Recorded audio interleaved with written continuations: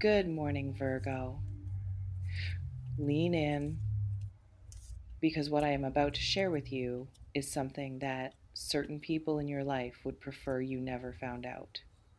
Not because it is dark, not because it is threatening or dangerous or something that should frighten you, but because the truth of it, the specific, located, entirely real truth of what is happening around you that you have been kept from knowing would change things, would shift the balance, would give you a quality of clarity about your own situation that the people holding the information have found it convenient for you not to have.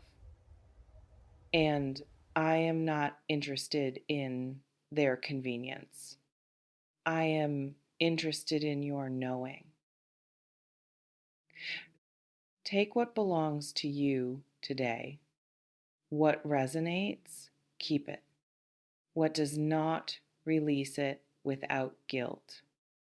But for those of you who have been feeling it, that specific wordless suspicion that the picture you have been given of your own situation is incomplete, that something is being withheld, that the silence around certain things is not natural but constructed, this reading is for you. Today, all of it. Soft sigh. Here is what they do not want you to know. And I want to begin with the one that I feel most insistently, the one that is pressing forward before all others with the specific urgency of something that has been kept too long and needs to surface today. Someone in your life is more affected by you than they have been willing to show, significantly more, in ways that would surprise you, not pleasantly surprise you, in the soft, uncomplicated way of something mildly good, but stop you mid thought, reconfigure your entire understanding of a relationship you thought you had correctly assessed, surprise you. Because what they carry for you, what lives in them when your name comes up, when your face surfaces in their memory, when the thought of you arrives in the middle of their ordinary day with its characteristic lack of timing and its characteristic refusal to be managed away, is something they have been concealing with great effort and considerable skill. The effort is exhausting them. That is the first thing they do not want you to know. That the performance of not caring, or of caring only ordinarily, or of whatever calibrated level of feeling they have been presenting as the full picture of what exists in them in relation to you, that performance is costing them more than they can sustain indefinitely. And the cracks in it, the moments where the real thing shows through despite the performance, are becoming more frequent, more visible, more difficult to seal back up before anyone notices. You may have noticed in the quality of a moment that felt slightly more charged than the surface of it warranted, in a look that lasted a fraction of a second too long, in the specific quality of attention that someone pays you when they believe you are not watching them pay it, in the way a conversation between you carries weight that its subject matter alone cannot explain. You noticed. And then, because you are someone who has learned to be careful about reading too much into things, who has perhaps been burned before by trusting your own perception of what was happening between yourself and another person, you explained it away, filed it under coincidence or wishful thinking or the mind's tendency to find meaning in the ambiguous. It was not any of those things. What you noticed was real. What showed through the performance in those unguarded moments was the actual thing, the feeling they have been concealing, surfacing briefly into the visible world before being pulled back below the surface. Your perception was accurate. It has always been accurate. The problem was never your reading of the situation. The problem was that you were given insufficient information to trust what you were reading. Now I want to speak about why. Because the concealment deserves an honest explanation, not a generous one, not a comfortable one, but the true one.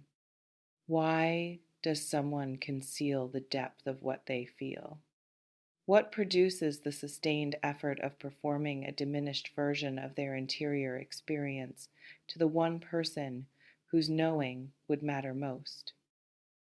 Fear. Always underneath the concealment, some form of fear.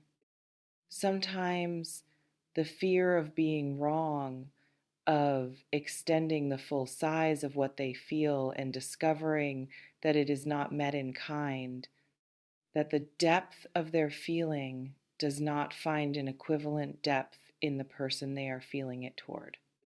Sometimes the fear of being right, of the full acknowledgement of what they feel, producing a situation that changes everything, that requires things of them, that demands a quality of showing up that they are not yet certain they are capable of.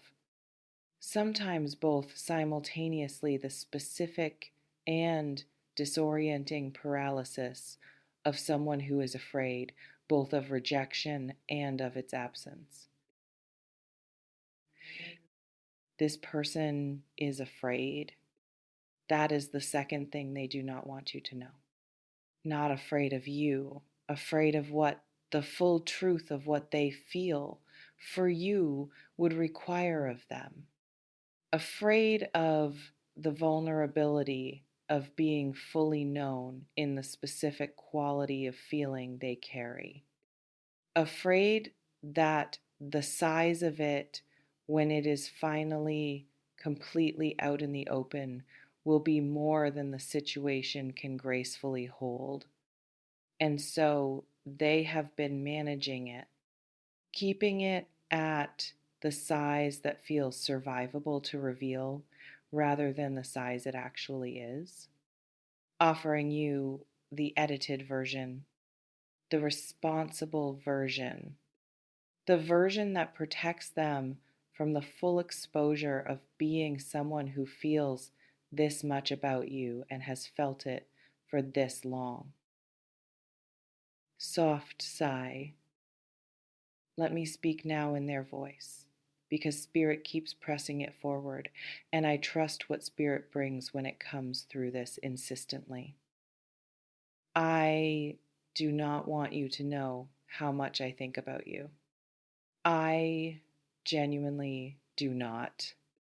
Not because thinking about you is something I am ashamed of, it is not. But because if you knew the frequency of it, the specificity of it, the way your name arrives in my thoughts at moments that have no relationship to anything that should logically produce it, you would understand the size of what I have been carrying. And understanding the size of it would give you information that changes the balance of things between us.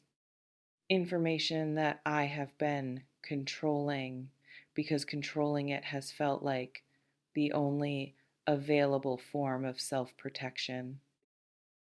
I do not want you to know that I compare, that every person who comes into my life after you or alongside you or in the space where you are not gets measured against you without my permission, that the measuring happens automatically, that it is not something I choose to do, but something that happens in the background of every encounter, every conversation, every moment where the possibility of genuine connection with another person presents itself.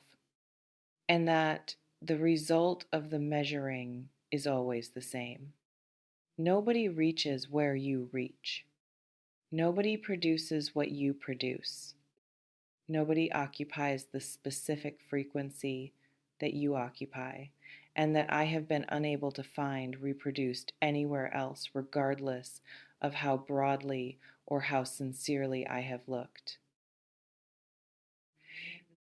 I do not want you to know that the distance I have been keeping, whatever form it has taken in our specific situation, is not indifference wearing the costume of distance. It is the opposite of indifference, wearing the costume of distance. It is too much feeling trying to pass as not enough. Trying and failing more often than I would like, and being rebuilt every time it fails, because the alternative, letting you see the full size of what I carry, still frightens me more than the exhaustion of the concealment. Although that calculation is changing, the exhaustion is beginning to exceed the fear. And when that happens, when the cost of keeping the secret exceeds the cost of releasing it, the secret tends to find its own way out. Whew. Oh, feel that, because that is the quality of what is living on the other side of the concealment, not the managed, comfortable, everything under control version they have been presenting.